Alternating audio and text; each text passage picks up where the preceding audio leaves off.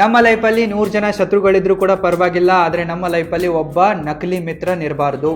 ನಾವು ಸಿಂಗಲ್ ಆಗಿ ಸತ್ರು ಕೂಡ ನಡೆಯುತ್ತೆ, ಆದರೆ ನಮಗೆ ನಕಲಿ ಪ್ರೇಯಸಿ ಸಿಗಬಾರ್ದು. ಕೆಲವೊಂದಿಷ್ಟು ಜನ ಎನಿ ಟೈಮ್ ನಮ್ಮೊಂದಿಗೇನೆ ಇರ್ತಾರೆ, ಆದರೆ ಅವರು ನಮ್ಮವರಲ್ಲ. ಒಂದು ವೇಳೆ ನಿಮ್ಮ ಗರ್ಲ್ಫ್ರೆಂಡು ಇಲ್ಲವೇ ಲವರು ಈ 7 ಕೆಲಸಗಳನ್ನು ಮಾಡ್ತಾ ಇದ್ರೆ ಅವರು ನಿಮ್ಮನ್ನು ಸೈಲೆಂಟ್ ಆಗಿ ಹೇಟ್ ಮಾಡ್ತಾ ಇದ್ದಾರೆ, ಡಿಸ್ಲೈಕ್ ಮಾಡ್ತಾ ಇದ್ದಾರೆ, ಇಗ್ನೋರ್ ಮಾಡ್ತಾ ಇದ್ದಾರೆ, ನಿಮ್ಮನ್ನು ಇಷ್ಟಪಡ್ತಿಲ್ಲ ಎಂಬುದನ್ನು ನೀವು ಅರ್ಥ ಮಾಡ್ಕೋಬೇಕು. ಅವರ ನಗೆಯ ಹಿಂದೆ ಹಗೆಯ ಸಂಚಿದೆ ಎಂಬುದನ್ನು ನೀವು ಸರಿಯಾಗಿ ಅರ್ಥ ಮಾಡ್ಕೋಬೇಕು, ಇಲ್ಲವೇ ನಿಮ್ಮಿಂದಲೇ ನೀವು ಸರ್ವನಾಶ ಆಗ್ತೀರ. ಈ 7 ಕೆಲಸಗಳನ್ನ ಅವ್ರು ಮಾಡ್ತಾ ಇದ್ರೆ ಅವರು ನಿಮ್ಮನ್ನು ಹೇಟ್ ಮಾಡ್ತಾ ಇದ್ದಾರೆ ಎಂದಂಗೆ ಅವು ಇಂತಿವೆ. Number 1, they always joke on your weakness. ಕೆಲವೊಂದಿಷ್ಟು ಜನ ನಿಮ್ಮೊಂದಿಗೆ ನಗ್ತಾರೆ, ಇನ್ನು ಕೆಲವೊಂದಿಷ್ಟು ಜನ ನಿಮ್ಮ ಮೇಲೆ ನಗ್ತಾರೆ. ನಿಮ್ಮೊಂದಿಗೆ ನಗೋದಕ್ಕೂ ನಿಮ್ಮ ಮೇಲೆ ನಗೋದಕ್ಕೂ ಅಜಗಜಾಂತರ ವ್ಯತ್ಯಾಸ ಇದೆ.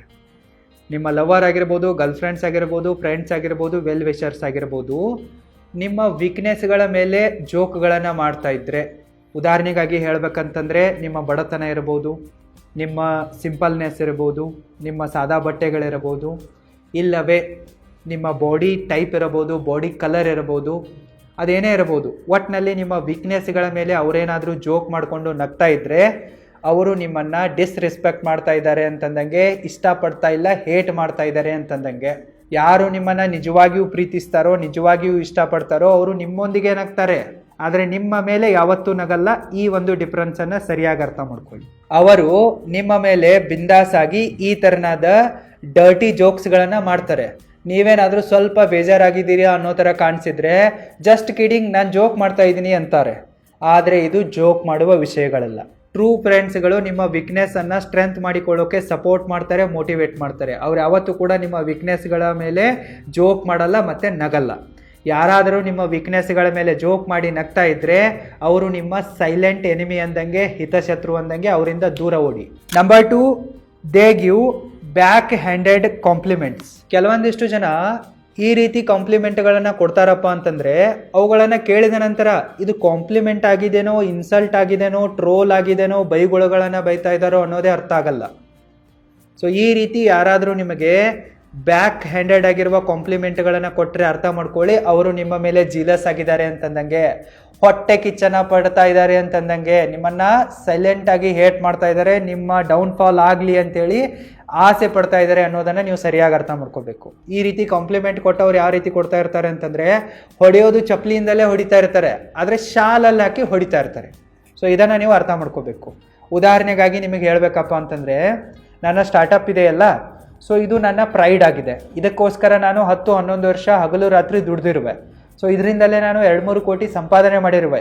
ಏನೇನೆಲ್ಲ ಮಾಡಿರುವೆ ಅಲ್ಲ ನನ್ನ ಸ್ಟಾರ್ಟಪ್ಗಾಗಿ, ಅದಕ್ಕೆಲ್ಲದಕ್ಕೂ ನನಗೆ ಹೆಮ್ಮೆ ಇದೆ. ಆದರೆ ನನ್ನ ಕ್ಲಾಸ್ಮೇಟ್ ಒಬ್ಬಳು ಬಂದುಬಿಟ್ಟು, well you are doing a great startup, wow nice, but ನಿಮ್ಮಂಥವರಿಗೆ ಇದೇ ಸೂಟ್ ಆಗುತ್ತೆ ಅಂದ್ಲು. ಅಂದರೆ ಅವಳ ಮಾತನ್ನು ಇಲ್ಲಿ ಅರ್ಥ ಮಾಡ್ಕೊಳ್ಳಿ. ಫಸ್ಟಿಗೆ ಅವಳು ಏನರ್ಥ ಇದ್ದಾಳೆ, ವಾವ್ ಗ್ರೇಟ್ ಸ್ಟಾರ್ಟಪ್ ನೈಸ್ ಅಂತ ಇದ್ದಾಳೆ, ಆದರೆ ಲಾಸ್ಟಿಗೆ ಏನಂತ ಇದ್ದಾಳೆ, ನಿಮ್ಮಂಥವ್ರಿಗೆ ಇದೇ ಸೂಟ್ ಆಗುತ್ತೆ. ಸೊ ಅಂದರೆ ಇದರ ಅರ್ಥ ಏನು, ಇಲ್ಲಿ ಯೋಚನೆ ಮಾಡಬೇಕಲ್ಲ. ಅಂದರೆ ಇಲ್ಲಿ ನಾವೇನು ಅರ್ಥ ಮಾಡ್ಕೋಬೇಕಪ್ಪ ಅಂತಂದರೆ, ಅವಳಿಗೆ ನಾನು ಸ್ಟಾರ್ಟಪ್ ಮಾಡೋದು ಇಷ್ಟ ಇಲ್ಲ, ಅವಳಿಗೆ ಹೊಟ್ಟೆ ಉರಿತಾ ಇದೆ. ಸೊ ಮೇಲಿಂದ ಮೇಲೆ ಅವಳಂತ ಇದ್ದಾಳೆ ಗ್ರೇಟ್, ವಾವ್ ನೈಸ್ ಅಂತ ಇದ್ದಾಳೆ, ಬಟ್ ಒಳಗಡೆ ಅವಳ ಮನಸ್ಸಲ್ಲಿ ಏನಿದೆಯಪ್ಪ ಅಂತಂದರೆ, ಇವನು ಯಾಕೆ ಇದನ್ನು ಮಾಡ್ತಾ ಇದ್ದಾನೆ, ಇವ್ನು ನನಗಿಂತಲೂ ಸಕ್ಸಸ್ಫುಲ್ ಆಗಿದ್ದಾನೆ, ಮುಂದೆ ಹೋಗ್ತಾ ಇದ್ದಾನೆ ಅನ್ನೋ ಒಂದು ಜಲ್ಸಿ ಇದೆ, ಹೊಟ್ಟೆ ಕಿಚ್ಚಿದೆ. ಅದಕ್ಕಾಗಿ ಅವಳ ಬಾಯಿಂದ ಏನು ಬರ್ತಾ ಇದೆ, ನಿಮ್ಮಂಥವ್ರಿಗೆ ಇದೇ ಸೂಟ್ ಆಗ್ತಾ ಇದೆ. ಸೊ ನಮ್ಮಂಥವ್ರು ಅಂತಂದರೆ ಏನು ಅರ್ಥ ಮಾಡ್ಕೋಬೇಕಿಲ್ಲಿ ನಾವು. ಸೊ ಈ ರೀತಿ ಅವರು ಬ್ಯಾಕ್ ಹ್ಯಾಂಡೆಡ್ ಆಗಿರುವ ಕಾಂಪ್ಲಿಮೆಂಟ್ಸ್ಗಳನ್ನು ಕೊಡ್ತಾ ಇರ್ತಾರೆ. ಸೊ ಅವಳು ಅವತ್ತೇ ನನಗೇನು ಕೇಳಿದ್ಲಪ್ಪ ಅಂತಂದರೆ, ಒಂದು 5 ನಿಮಿಷ ಬಿಟ್ಬಿಟ್ಟು ನನ್ನ ಡ್ರೆಸ್ ಹೆಂಗೆ ಕಾಣಿಸ್ತಾ ಇದೆ ಅಂತೇಳಿ ಕೇಳಿದ್ಲು. ನಾನೇನಂದೆ, you are looking so beautiful like butterfly ಅಂತೆ. ಸೊ ಅಲ್ಲಿದ್ದವರೆಲ್ಲರೂ ಕೂಡ ನಗಕ್ಕೆ ಸ್ಟಾರ್ಟ್ ಮಾಡಿದ್ರು. ಸೊ ನಾನು ಕೂಡ ಅವಳ ಒಂದು ಬಾಣವನ್ನೇ ಅವಳ ಮೇಲೆ ತಿರುಗಿಸಿದ್ನಲ್ಲ, you are looking so beautiful, ನೀನು ತುಂಬಾ ಸುಂದರವಾಗಿ ಕಾಣಿಸ್ತಾ ಇದೆ, ಆದರೆ ಏನು ಮಾಡೋದು, ನೀನು ಪಾತ್ರಗಿತ್ತಿ ಅನ್ನೋದರ ನಾನು ಹೇಳಿಬಿಟ್ಟೆ. ಯಾರು ನಿಮ್ಮನ್ನು ಡಿಸ್ಲೈಕ್ ಮಾಡ್ತಾ ಇರ್ತಾರೋ, ಹೇಟ್ ಮಾಡ್ತಾ ಇರ್ತಾರೋ, ಸೈಲೆಂಟಾಗಿ ಬ್ಯಾಕ್ ಹ್ಯಾಂಡೆಡ್ ಆಗಿರುವ ಕಾಂಪ್ಲಿಮೆಂಟ್ಸ್ಗಳನ್ನು ಕೊಡ್ತಾ ಇರ್ತಾರೆ. Number 3, they exclude you from plans. ಒಂದು ವೇಳೆ ನಿಮ್ಮವರೇನಾದರೂ ನಿಮ್ಮನ್ನು ಇಂಟೆನ್ಷಿಯಲ್ ಆಗಿ ಅವರ ಪಾರ್ಟಿಗಳಿಂದ, ಪಿಕ್ನಿಕ್ಗಳಿಂದ, ಟೂರ್ಗಳಿಂದ, ಡಿನ್ನರ್ನಿಂದ ಸ್ಕಿಪ್ ಮಾಡಿದ್ರಪ್ಪ ಅಂತಂದರೆ, ನಿಮ್ಮನ್ನು ಇನ್ವೈಟ್ ಮಾಡಲಿಲ್ಲ ಅಂತಂದರೆ, ಆಚೆಗಿಟ್ರಪ್ಪ ಅಂತಂದರೆ ನೀವು ಅರ್ಥ ಮಾಡ್ಕೋಬೇಕು, ಅವರಿಗೆ ನೀವು ಇಷ್ಟ ಇಲ್ಲ ಅಂತಂದಂಗೆ, ನೀವು ಅಲ್ಲಿ ಬರೋದು ಇಷ್ಟ ಇಲ್ಲ ನಿಮ್ಮನ್ನು ಅವರು ಸೈಲೆಂಟಾಗಿ ಡಿಸ್ಲೈಕ್ ಮಾಡ್ತಾರೆ, ಹೇಟ್ ಮಾಡ್ತಾರೆ ಅಂದಂಗೆ. ಇದನ್ನು ನೀವು ಅರ್ಥ ಮಾಡ್ಕೋಬೇಕು. ಸೊ ಅವರು ಏನು ಮಾಡ್ತಾರಪ್ಪ ಅಂತಂದರೆ ನಿಮ್ಮನ್ನು ಬೇಕಂತಲೇ ಸೈಡಿಗೆ ಇಟ್ಬಿಟ್ಟು ಟೂರ್ ಪ್ಲ್ಯಾನ್ ಮಾಡ್ತಾರೆ, ಡಿನ್ನರ್ ಪ್ಲ್ಯಾನ್ ಮಾಡ್ತಾರೆ, ಪಾರ್ಟಿ ಪ್ಲ್ಯಾನ್ ಮಾಡ್ತಾರೆ, ಬರ್ಡೇ ಪ್ಲ್ಯಾನ್ ಮಾಡ್ತಾರೆ, ಎಲ್ಲವನ್ನ ಪ್ಲ್ಯಾನ್ ಮಾಡ್ತಾರೆ.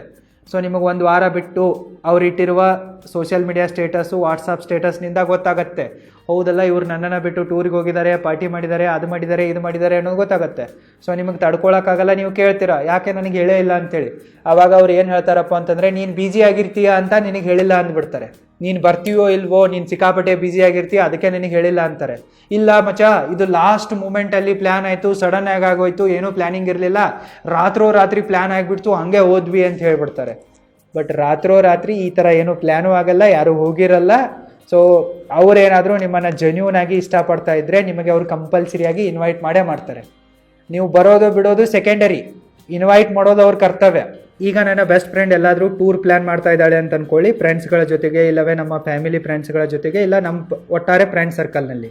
ಸೊ ಅವಾಗ ನನಗೆ ಹೆಂಗೆ ಇನ್ಫಾರ್ಮ್ ಮಾಡ್ತಾಳಪ್ಪ ಅಂತಂದರೆ, ನಾವೆಲ್ಲರೂ ಟೂರ್ ಪ್ಲ್ಯಾನ್ ಮಾಡಬೇಕಂತ ಡಿಸೈಡ್ ಮಾಡ್ಕೊಂಡಿದ್ದೀವಿ, ಫಸ್ಟ್ ನಿನಗೆ ಹೇಳ್ತಾ ಇದ್ದೀನಿ, ಮುಚ್ಕೊಂಡು ರೆಡಿ ಆಗಬೇಕು, ನೆಪಗಳನ್ನೇನು ಹೇಳಂಗಿಲ್ಲ, ನಾನು ಬಿಜಿ ಇದ್ದೀನಿ, ಅಲ್ಲಿಗೆ ಹೋಗೋದಿದ್ದೀನಿ, ಇಲ್ಲಿ ಹೋಗೋದಿದ್ದೀನಿ, ಇವೆಂಟ್ ಇದೆ, ಮೀಟಿಂಗ್ ಇದೆ ಅನ್ನೋದೆಲ್ಲ ಹೇಳಂಗಿಲ್ಲ.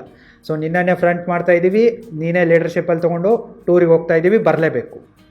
ಸೊ ಈ ರೀತಿ ಹೇಳೋದೊಂದು ಬೇರೆ ಆಗುತ್ತೆ.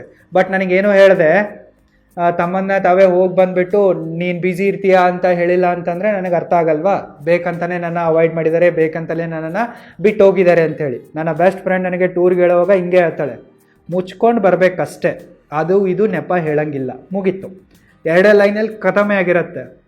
ಸೊ ನಿಮ್ಮ ಫ್ರೆಂಡ್ಸ್ಗಳು, ನಿಮ್ಮ ಬೆಸ್ಟ್ ಫ್ರೆಂಡ್ಸ್ಗಳು ನಿಜವಾಗಿಯೂ ನಿಮ್ಮನ್ನು ಇಷ್ಟಪಡೋರು, ನೀವು ಇರಲೇಬೇಕು ಅಂಥೇಳಿ ಆಸೆ ಪಡೋರು ಈ ರೀತಿ ಹೇಳ್ತಾರೆ.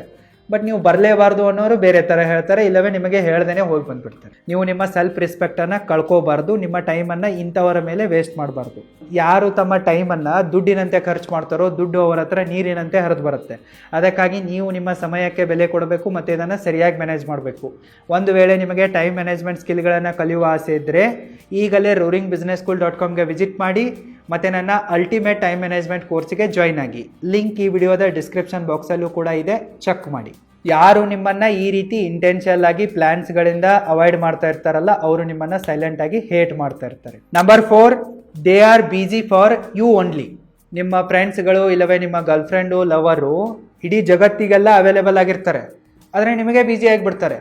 ಅವರಿಗೆ ಊಟ ಮಾಡೋಕ್ಕೆ ಟೈಮ್ ಇದೆ, ನಿದ್ದೆ ಮಾಡೋಕ್ಕೆ ಟೈಮ್ ಇದೆ, ಊರು ಸುತ್ತೋಕ್ಕೆ ಟೈಮ್ ಇದೆ, 4-5 ಜನರೊಂದಿಗೆ ಕಾಲಲ್ಲಿ ಮಾತಾಡೋಕ್ಕೆ, ಚಾಟಿಂಗಲ್ಲಿ ಮಾತಾಡೋಕ್ಕೆ, ರಿಪ್ಲೈ ಮಾಡೋಕ್ಕೆ, ವಾಟ್ಸಪ್ ಸ್ಟೇಟಸ್ ನೋಡೋಕ್ಕೆ, ಇಡೋಕ್ಕೆ, ಫೇಸ್ಬುಕ್ಕಲ್ಲಿ, ಇನ್ಸ್ಟಾಗ್ರಾಮಲ್ಲಿ ರೀಲ್ಸ್ಗಳನ್ನು ಪೋಸ್ಟ್ ಮಾಡೋಕ್ಕೆ, ಸ್ಟೋರೀಸ್ಗಳನ್ನು ಪೋಸ್ಟ್ ಮಾಡೋಕ್ಕೆ, ನೋಡೋಕ್ಕೆ, ಎಲ್ಲದಕ್ಕೂ ಕೂಡ ಟೈಮ್ ಇದೆ. ಬಟ್ ಅವರಿಗೆ ನಿಮ್ಮೊಂದಿಗೆ ಮಾತಾಡೋಕ್ಕೆ ಟೈಮ್ ಇಲ್ಲ. ಅವರೇನಾದರೂ ಬರೀ ನಿಮ್ಮೊಂದಿಗೆ ಬ್ಯುಸಿ ಇದ್ದಾರೆ ಅಂತಂದರೆ ನೀವು ಅರ್ಥ ಮಾಡ್ಕೋಬೇಕು, ಅವರ ಪ್ರಯಾರಿಟಿ ಲಿಸ್ಟಲ್ಲಿ ನೀವಿಲ್ಲ ಅಂತಂದಂಗೆ. ಯಾರಾದರೂ ನಿಮ್ಮ ವಾಟ್ಸಪ್ ಮೆಸೇಜ್ಗಳನ್ನು ಸೀನ್ ಮಾಡಿಬಿಟ್ರೆ, ಆನ್ಲೈನಲ್ಲಿದ್ದರೂ ಕೂಡ ರಿಪ್ಲೈ ಮಾಡ್ತಿದ್ರೆ, ನಿಮ್ಮ ಕಾಲ್ಗಳನ್ನು ಪಿಕ್ ಮಾಡದೇ ಇದ್ದರೆ ನೀವು ಅರ್ಥ ಮಾಡ್ಕೋಬೇಕು ಅವರು ನಿಮ್ಮೊಂದಿಗೆ ಸೀನ್ ಜೋನ್ ಮಾಡ್ತಾ ಇದ್ದಾರೆ ಅಂತಂದಂಗೆ.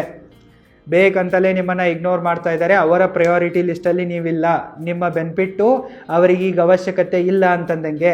ಅದಕ್ಕಾಗಿಯೇ ಅವ್ರು ಈ ಥರ ಮಾಡ್ತಾ ಇರ್ತಾರೆ. ಇದನ್ನು ನೀವು ಅರ್ಥ ಮಾಡ್ಕೋಬೇಕು. ಯಾರಾದರೂ ನಿಮ್ಮೊಂದಿಗೆ ಮಾತ್ರ ಈ ಥರ ಬ್ಯುಸಿ ಆದ್ರಪ್ಪ ಅಂತಂದರೆ ನೀವು ಸೈಲೆಂಟಾಗಿ ಅವರಿಂದ ದೂರ ಹೋಗಿಬಿಡಬೇಕು. ನಿಮ್ಮ ಸೆಲ್ಫ್ ರೆಸ್ಪೆಕ್ಟನ್ನು ಕಳ್ಕೋಬಾರ್ದು ಅವ್ರ ಮುಂದೆ. ಅವಳೇನಾದರೂ ನಿಜವಾಗಿಯೂ ನಿಮ್ಮ ಪ್ರೇಯಸಿ ಆಗಿದ್ಲಪ್ಪ ಅಂತಂದರೆ ಅವಳು ಎಷ್ಟೇ ಬ್ಯುಸಿ ಆಗಿದ್ರೂ ಕೂಡ ನಿಮಗೋಸ್ಕರ ಟೈಮನ್ನು ಮಾಡ್ಕೊತಾಳೆ. ಬಟ್ ಅವಳು ನಿಮಗೆ ಬ್ಯುಸಿ ಹೇಳಿಬಿಟ್ಟು ಊರು ತುಂಬ ಎಲ್ಲ ಅವೈಲೇಬಲ್ ಆಗ್ತಾ ಇದ್ದಾಳೆ ಅಂತಂದರೆ ಸಮಥಿಂಗ್ ಈಸ್ ರಾಂಗ್ ಅಂದಂಗೆ ಅವಳನ್ನು ಬಿಟ್ಟುಬಿಡಿ. Number 5, they avoid physical contact with you. ನೀವು ಯಾವಾಗ ಒಬ್ಬ ವ್ಯಕ್ತಿಯ ಜೊತೆಗೆ ಮಾತನಾಡ್ತಾ ಇರ್ತೀರಲ್ಲ, ಆವಾಗ ತಿಳಿದೋ ಅಥವಾ ತಿಳಿಯದೇನೋ ನೀವು ಅವರ ಜೊತೆಗೆ ಫಿಸಿಕಲ್ ಕಾಂಟ್ಯಾಕ್ಟನ್ನು ಕೂಡ ಮಾಡ್ತೀರಾ, ಐ ಕಾಂಟ್ಯಾಕ್ಟನ್ನು ಕೂಡ ಮಾಡ್ತೀರಾ. ಆದರೆ ಯಾರು ನಿಮ್ಮನ್ನು ಸೈಲೆಂಟಾಗಿ ಡಿಸ್ರೆಸ್ಪೆಕ್ಟ್ ಮಾಡ್ತಾ ಇರ್ತಾರೋ, ಸೈಲೆಂಟಾಗಿ ಡಿಸ್ಲೈಕ್ ಮಾಡ್ತಾ ಇರ್ತಾರೋ, ಅವರು ನಿಮ್ಮ ಫಿಸಿಕಲ್ ಕಾಂಟ್ಯಾಕ್ಟನ್ನು ಮತ್ತು ಐ ಕಾಂಟ್ಯಾಕ್ಟನ್ನು ಅವಾಯ್ಡ್ ಮಾಡ್ತಾರೆ. ನೀವು ಅವರೊಂದಿಗೆ ಕಣ್ಣಲ್ಲಿ ಕಣ್ಣಿಟ್ಟು ಮಾತಾಡ್ತಿರ್ತೀರ, ಆದರೂ ಕೂಡ ಅವ್ರು ಅಲ್ಲಿ ಇಲ್ಲಿ ನೋಡ್ತಾ ಇರ್ತಾರೆ. ಇದರ ಅರ್ಥ ಏನಪ್ಪ ಅಂತಂದರೆ ಅವರು ಕಳ್ಳರಿದ್ದಾರೆ, ನಿಮಗೇನೋ ವಂಚನೆ ಮಾಡಿದ್ದಾರೆ, ಅದಕ್ಕಾಗಿ ನಿಮ್ಮೊಂದಿಗೆ ಮುಖ ಕೊಟ್ಟು ಮಾತನಾಡುವ ಗಟ್ಸು ಅವರಿಗಿಲ್ಲ ಅಂತಂದಂಗೆ. ಇನ್ನು ನೀವು ಮಾತಾಡ್ತಾ ಇರ್ತೀರ, ಮಾತಾಡುವಾಗ ನೀವೇನಾದರೂ ಅವರ ಸಮೀಪಕ್ಕೆ ಹೋದರೆ ಅವರು ಹಿಂದೆ ಸರಿದು ಬಿಡ್ತಾರೆ ಒಮ್ಮಿಂದೊಮ್ಮೆಲೆ. ಹಿಂಗೆ ಅಂದರೆ ನೀವು ಅವ್ರ ಹತ್ರ ಹೋದಂಗೆ ಅವ್ರು ದೂರ ಹೋಗೋ ಪ್ರಯತ್ನ ಮಾಡ್ತಾರೆ. ನೀವೇನಾದರೂ ಅವರಿಗೆ ಹ್ಯಾಂಡ್ ಶೇಕ್ ಕೊಡೋಕ್ಕೆ ಬಂದರೆ ಅವರು ಹ್ಯಾಂಡ್ ಶೇಕ್ ಕೊಡಲ್ಲ. ನೀವೇನಾದರೂ ಅವರ ಬೆಂಚ್ ಚಪ್ಪರಿಸೋಕೆ ಟ್ರೈ ಮಾಡಿದರೆ ಅವರು ದೂರ ಓಡ್ತಾರೆ. ನೀವೇನಾದರೂ ಅವರ ಹೆಗಲ ಮೇಲೆ ಕೈ ಹಾಕೋಕೆ ಟ್ರೈ ಮಾಡಿದರೆ ಅವರು ಜಾರ್ಕೊಂಡ್ಬಿಡ್ತಾರೆ. ಸೊ ಈ ರೀತಿಯಾಗಿ ಅವರು ನಿಮ್ಮ ಐ ಕಾಂಟ್ಯಾಕ್ಟನ್ನು ಮತ್ತು ಫಿಸಿಕಲ್ ಕಾಂಟ್ಯಾಕ್ಟನ್ನು ಅವಾಯ್ಡ್ ಮಾಡ್ತಾ ಇದ್ದಾರೆ ಅಂತಂದರೆ ಅರ್ಥ ಮಾಡ್ಕೊಳ್ಳಿ, ಅವರು ನಿಮ್ಮನ್ನು ಸೈಲೆಂಟಾಗಿ ಹೇಟ್ ಮಾಡ್ತಾ ಇದ್ದಾರೆ, ನೀವು ಅವರಿಗೆ ಇಷ್ಟ ಇಲ್ಲ ಅಂದಂಗೆ. Number 6, they disappear when you need their support. ಯಾವಾಗ ನಿಮಗೆ ಅವರ ಅವಶ್ಯಕತೆ ಇರುತ್ತೋ, ಅವರಿಂದ ಹೆಲ್ಪ್ ಬೇಕಾಗಿರುತ್ತೋ ಆವಾಗ ಅವರು ಕಾಣೆ ಆಗ್ತಾ ಇದ್ದಾರೆ ಅಂತಂದರೆ ಅವರು ನಿಮ್ಮವರಲ್ಲ ಅಂತ ಅನ್ನೋದನ್ನು ನೀವು ಸರಿಯಾಗಿ ಅರ್ಥ ಮಾಡ್ಕೋಬೇಕು. ಸೊ ಅವರಿಗೆ ಯಾವಾಗ ಅವಶ್ಯಕತೆ ಇರುತ್ತೋ ಆವಾಗ ಅವರು ಕಾಲ್ ಮಾಡ್ತಾರೆ, ಹೆಲ್ಪ್ ಕೇಳ್ತಾರೆ, ಮಚ ಹೆಲ್ಪ್ ಮಾಡು, ಅದನ್ನು ಕೊಡು, ಇದನ್ನು ಕೊಡು, ದುಡ್ಡು ಕೊಡು, ಅಲ್ಲಿಗೆ ಬಾ ಇಲ್ಲಿಗೆ ಬಾ ಅಂತೆಲ್ಲ ಕರೀತಾರೆ. ಸೊ ಅವರಿಗೆ ಯಾವಾಗ ಬೋರ್ ಆಗ್ತಾ ಇರತ್ತಲ್ಲ ಕಾಲ್ ಮಾಡಿ ನಿಮ್ಮೊಂದಿಗೆ ಗಂಟೆಗಟ್ಟಲೆ ಮಾತಾಡ್ತಾರೆ. ಸೊ ಅವರಿಗೆ ಯಾವಾಗ ಬೇಕಾಗಿರತ್ತಲ್ಲ ಆವಾಗ ಮೆಸೇಜ್ ಮಾಡ್ತಾರೆ. ನೀವು ಇವರನ್ನು ಟ್ರೂ ಫ್ರೆಂಡು, ಟ್ರೂ ಲವರು ಅಂತ ಅಂದ್ಕೊಂಡ್ಬಿಟ್ಟು ನಿಮ್ಮ ಕೆಲಸ ಕಾರ್ಯಗಳನ್ನೆಲ್ಲ ಬಿಟ್ಟು ಅವ್ರಿಗೆ ಹೆಲ್ಪ್ ಮಾಡೋಕ್ಕೆ ಹೋಗ್ತೀರಾ. ಅವರ ಕಾಲನ್ನು ಪಿಕ್ ಮಾಡಿಬಿಟ್ಟು ಗಂಟೆಗಟ್ಟಲೆ ಮಾತಾಡ್ತೀರಾ, ಅವರ ಮೆಸೇಜ್ಗಳಿಗೆ ತುರಂತಾಗಿ ರಿಪ್ಲೈ ಮಾಡ್ತೀರಾ. ಬಟ್ ಯಾವಾಗ ನಿಮಗೆ ಅವಶ್ಯಕತೆ ಇರುತ್ತೋ, ನೀವು ಎಮರ್ಜೆನ್ಸಿಯಲ್ಲಿರ್ತೀರೋ, ಕಷ್ಟ ಕಾಲದಲ್ಲಿರ್ತೀರೋ, ಯಾವಾಗ ನೀವು ಬೋರ್ ಆಗ್ತಾ ಇರ್ತೀರಲ್ಲ ಆವಾಗ ಅವರು ನಿಮಗೆ ಹೆಲ್ಪ್ ಮಾಡಲ್ಲ, ನಿಮ್ಮ ಕಾಲ್ಗಳನ್ನು ಪಿಕ್ ಮಾಡಲ್ಲ, ಮೆಸೇಜ್ಗಳಿಗೆ ರಿಪ್ಲೈ ಮಾಡಲ್ಲ. ನಿಮ್ಮ ಕಾಲನ್ನು ರಿಸೀವ್ ಮಾಡಿದರೆ ನೀವು ಹೆಲ್ಪ್ ಕೇಳ್ಬೋದು ಅಂತ ಹೇಳ್ಬಿಟ್ಟೇ ಅವರು ನಿಮ್ಮ ಕಾಲನ್ನು ಅವಾಯ್ಡ್ ಮಾಡ್ತಾರೆ. ಸೊ ಯಾರು ನಿಮ್ಮನ್ನು ಈ ರೀತಿ ನಿಮ್ಮ ಕಷ್ಟ ಕಾಲದಲ್ಲಿ ಕೈ ಬಿಡ್ತಾರಲ್ಲ ಅವರು ನಿಮ್ಮ ಫ್ರೆಂಡ್ ಅಲ್ಲ ಅಂದಂಗೆ, ನಿಮ್ಮ ಲವರ್ ಅಲ್ಲ ಅಂದಂಗೆ. ಇಂಥವರನ್ನು ಜಾಡಿಸಿ ಒದ್ದು ನಿಮ್ಮ ಲೈಫಿಂದ ದೂರ ತಳ್ಳಿ. ಅವರಿಗೆ ಬೇಕಾದಾಗ ಬರೋದಲ್ಲ, ನಿಮಗೆ ಬೇಕಾದಾಗಲೂ ಕೂಡ ಅವ್ರು ಬರಬೇಕು. ಸೊ ಅಂದರೆ ಅವರು ಟ್ರೂ ಫ್ರೆಂಡು, ಟ್ರೂ ಲವರ್ ಅಂದಂಗೆ. ಬರೀ ಅವಶ್ಯಕತೆ ಇದ್ದಾಗ ಬರೋದು, ಅವಶ್ಯಕತೆಯನ್ನು ತೀರಿಸ್ಕೊಂಡು ಹೋಗೋದು ಅಂತಂದರೆ ಅದು ಫ್ರೆಂಡ್ಶಿಪ್ ಅಲ್ಲ, ಅದು ಲವ್ ಅಲ್ಲ. ಅದಕ್ಕೆ ವ್ಯಾಪಾರ ಅಂತಾರೆ, ವ್ಯಭಿಚಾರ ಅಂತಾರೆ. Number 7 and last, they gossip behind your back. ನಿಮ್ಮ ಫ್ರೆಂಡ್ಸ್ಗಳು, ನಿಮ್ಮ ಲವ್ವರು ನಿಮ್ಮ ಬೆನ್ ಹಿಂದೆ ನಿಮ್ಮ ಬಗ್ಗೆ ಗಾಸಿಪ್ ಮಾಡ್ತಾ ಇದ್ದರೆ, ಕಿಂಡಲ್ಗಳನ್ನು ಮಾಡ್ತಾ ಇದ್ದರೆ ಅರ್ಥ ಮಾಡ್ಕೊಂಬಿಡಿ, they are not your true friends and true lover. ಯಾರು ನಿಮ್ಮನ್ನು ನಿಜವಾಗಿಯೂ ಪ್ರೀತಿಸ್ತಾ ಇರ್ತಾರೆ, ನಿಜವಾಗಿಯೂ ಇಷ್ಟಪಡ್ತಾ ಇರ್ತಾರೆ, ನಿಜವಾದ ದೋಸ್ತಾಗಿರ್ತಾರಲ್ಲ, ನೀವಿಲ್ಲದೆ ಇದ್ದರೂ ಕೂಡ ಅವರು ನಿಮ್ಮನ್ನು ಇಷ್ಟಪಡ್ತಾ ಇರ್ತಾರೆ, ನಿಮಗೆ ರೆಸ್ಪೆಕ್ಟನ್ನು ಕೊಡ್ತಾ ಇರ್ತಾರೆ, ಅಂದರೆ ನಿಮ್ಮ ಬೆನ್ನ ಹಿಂದೆ ಕೂಡ ನಿಯತ್ತಾಗಿರ್ತಾರೆ. ಆದರೆ ಯಾರು ನೀವು ಹೋಗ್ತಾ ಇದ್ದಂತೆ ನಿಮ್ಮ ಬೆನ್ನ ಹಿಂದೆ ಜೋಕ್ಸ್ಗಳನ್ನು ಮಾಡ್ತಾರೋ, ಗಾಸಿಪ್ಗಳನ್ನು ಹಬ್ಬಿಸ್ತಾರೋ ಅವರು ನಿಮ್ಮ ನಿಜವಾದ ಫ್ರೆಂಡ್ ಅಲ್ಲ ಅಂತಂದಂಗೆ. ನಿಮ್ಮ ಫ್ರೆಂಡ್ಸ್ಗಳು, ನಿಮ್ಮ ಲವ್ವರು, ನಿಮ್ಮ ವೆಲ್ ವಿಷರ್ಸು, ನಿಮಗೆ ಬೇಕಾದವರು ಈ 7 ಕೆಲಸಗಳನ್ನು ಮಾಡ್ತಾ ಇದ್ದರೆ ಅವರು ನಿಮ್ಮವರಲ್ಲ, ಅವರು ಸೈಲೆಂಟಾಗಿ ನಿಮ್ಮನ್ನು ಡಿಸ್ಲೈಕ್ ಮಾಡ್ತಾ ಇದ್ದಾರೆ, ಡಿಸ್ರೆಸ್ಪೆಕ್ಟ್ ಮಾಡ್ತಾ ಇದ್ದಾರೆ ಅನ್ನೋದನ್ನು ಅರ್ಥ ಮಾಡ್ಕೊಳ್ಳಿ. ಮತ್ತು ಅವರನ್ನು ನಿಮ್ಮ ಜೀವನದಿಂದ ಆಚೆ ಕಳಿಸಿ, ಅವರಿಂದ ಸೈಲೆಂಟಾಗಿ ದೂರ ಹೋಗಿಬಿಡಿ. ಮತ್ತು ಸೇಫ್ ಆಗಿರಿ ಮತ್ತು ಖುಷಿಯಾಗಿರಿ. All the very best. Thank you so much.